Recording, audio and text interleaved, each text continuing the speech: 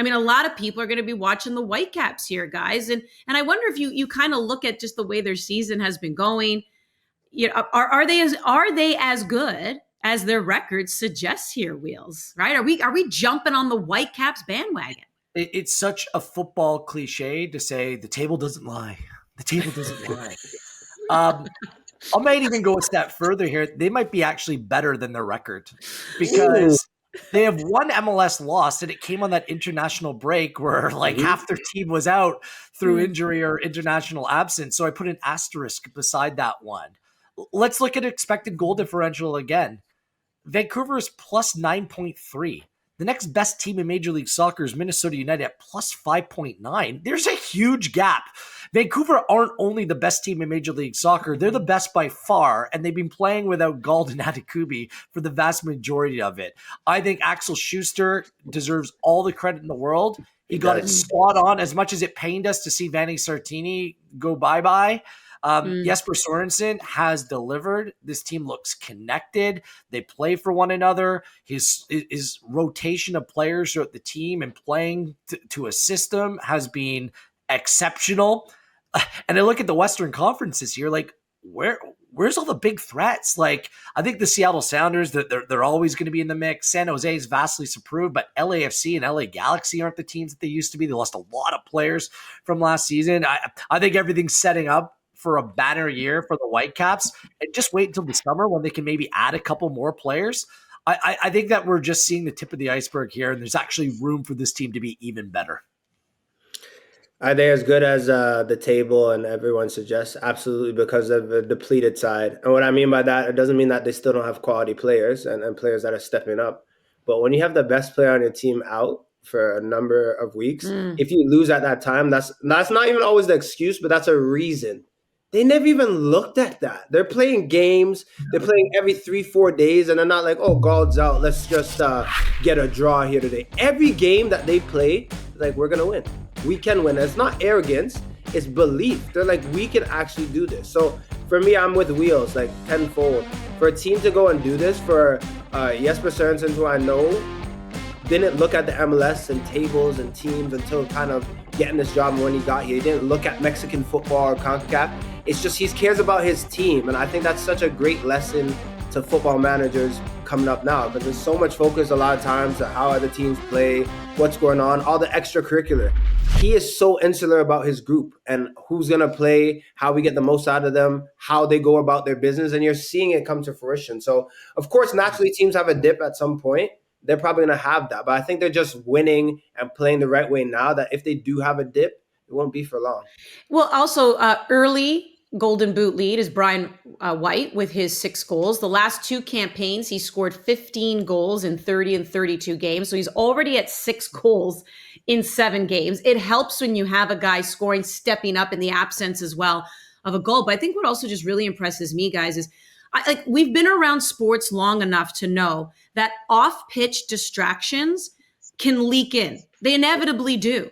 And the fact that the big talk heading into this season for Vancouver already, having to get acclimated to a new coach, was the fact that they're selling. They're trying to sell. So you have all this chatter of, is this club, like, who's going to take over? Fans are scared. Is it going to remain in Vancouver? Now you have this talk of, are we going to find a new stadium? Like, there's a lot of this that we know can be distracting. And it just hasn't. Kudos to Axel Schuster and bringing in the right coach. But I also wonder, the players themselves, the coach themselves, they're keeping everything in the room, Wheels. They're like, you cannot listen to all of this. And it just seems like they have a singular focus and it's working. Well, the fact that they've had to use so many different players, not through the additional games, but through the injuries, it's empowering. Jordan will tell you this, if you're a player that's not getting on the field, feeling like you're not contributing, it gets difficult at times. But you have 2 very young fullbacks who are succeeding. You have 6 different players playing through the midfield. Even on the front line, Sabi got injured to start the year. Now he's working his way back into the team. Jaden Nelson is being in and out. You bring a new striker, Rios, and he's picked his picked his spots to provide some big moments for this team. It's as a collective. Both goalkeepers have played. So sometimes when you're forced to play like this and the manager remains confident and even-keeled throughout that time, not making excuses, but rather empowering, I think there's a knock-on effect here. And I think that's exactly what we're seeing. And look, some of these players are going to attract interest overseas. It's going to be up to the Whitecaps whether the summer is the time to move them on or how they can replace, or whether you kind of ride this out in what could be really like a banner, like an unprecedented season for the Whitecaps here. I think that's where the decision now goes to Axel Schuster, because other clubs this summer they'll come for players like Kubas. He's that good. Vite, like the way that he has taken a step forward, So it'll tempt or test, I should say, the Vancouver Whitecaps' nerve, and just in terms of the way they put this together. But I'd like this team to make a run. I think it's coming at the right time. Get the good vibes with everything that's going off the field, and let's see what can happen. Like stories like this can oftentimes lead to something even better, and you hope that means longevity in Vancouver and stability when it comes to this club. Quickly, I'll just say with Vanny, he was so interchangeable with his squad. I kind of love how Jesper Sørensen has just been 10 toes down about certain things. Like Ali Ahmed's playing on the wing and he's not playing him anywhere else. And I think that just like has kind of gave confidence to certain players in that group. Like it's pretty much a similar group to how it was last year. And it's hard to say anything bad about Vanny because you could see that there was just that family unit within the Vancouver Whitecaps dressing room. But Sørensen has come in and everyone says, you're playing here. This is how we're going to play. And they've bought into it with open arms. And that's why their success is what it is right now. Quarter way through, Toronto FC, Montreal, they ain't got no wins. Okay. I'm just going to say it how it is, right? Still a big goose egg in that win column. And they're actually going to have I don't even know what to expect here, Wheels, because they meet in the first round of the Canadian Championship. Both sides are struggling, not just on the pitch, in the standings, but even when it comes to relevancy right now within their markets. What kind of match are you even expecting here in the opening round? Like who's going to want it? An exceptionally important game based on how the season's gone for both teams. Toronto FC 0-4-4, CF Montreal 0-2-6. Right now, there's about an 8-point gap between a playoff spot already. And we're like, what, a quarter of the way into the year? There's already that gap, and it's the New York Red Bulls who are a pretty decent side. And on the balance of it, the Eastern Conference probably looks the better conference this year in terms of quality of teams. So it's going to be a difficult game for both. My question is, who's the favorite going into this game? TFC might have 2 more points, but I'll just go to expected goal differential in this one. CF Montreal, in that terms of in that statistical category, is minus 1.8. That's not an awful number. Toronto FC is the 3rd worst team in expected goal differential in all of Major League Soccer at minus 5.2. They look like they can't score a goal, quite frankly. And based upon the data and the numbers, you'd say that CF Montreal probably should be the favorite going into that game. But there could be a scenario with 2 more games before that in Major League Soccer that both teams go into that game without a regular season win under their belt. That just makes the Canadian Championship and make an extended run that much more important. And the fact that they're playing in the first round, it's a bit of double jeopardy. It's going to be must watch based upon that, the importance of this game for both sides.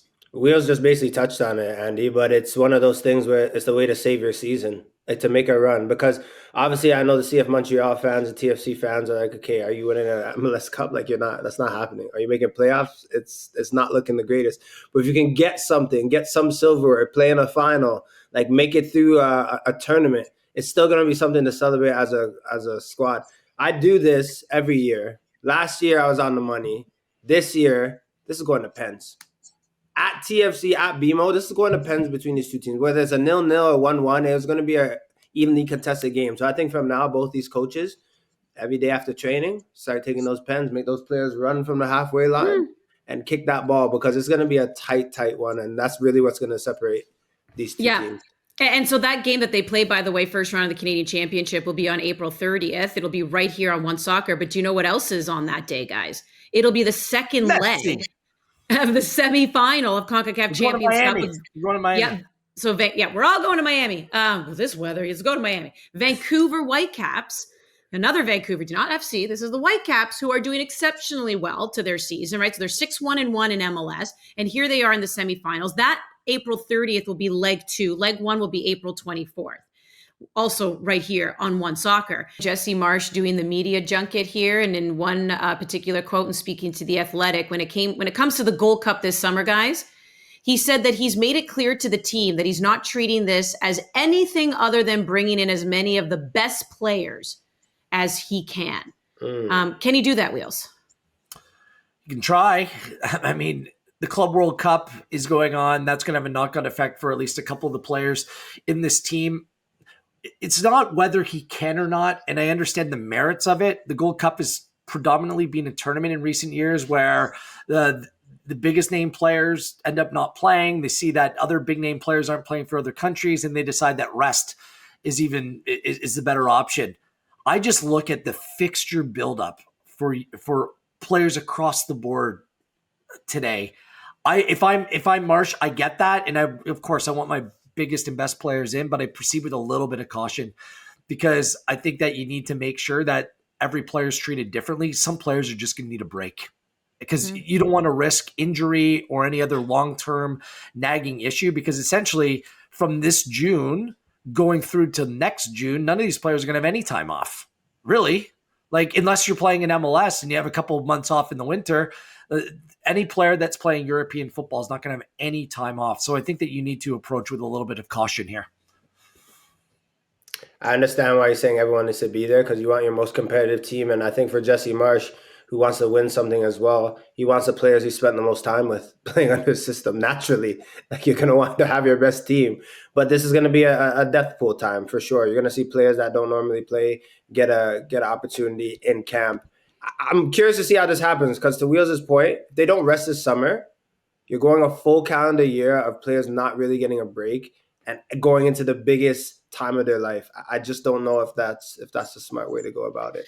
You know, we'll keep talking about this because you're right. Like, kind of what does the future even hold for the Gold Cup? What does it realistically look like even moving forward in the future? But there we go, guys. That's a show. We were ready for it. Are you ready? Wheels I'm is also ready for warmer weather. Let's go. It's coming, Chills. It's coming. It's CPL Match Day on TSN, and Cavalry FC are finally home. The first match at Atco Field since winning it all.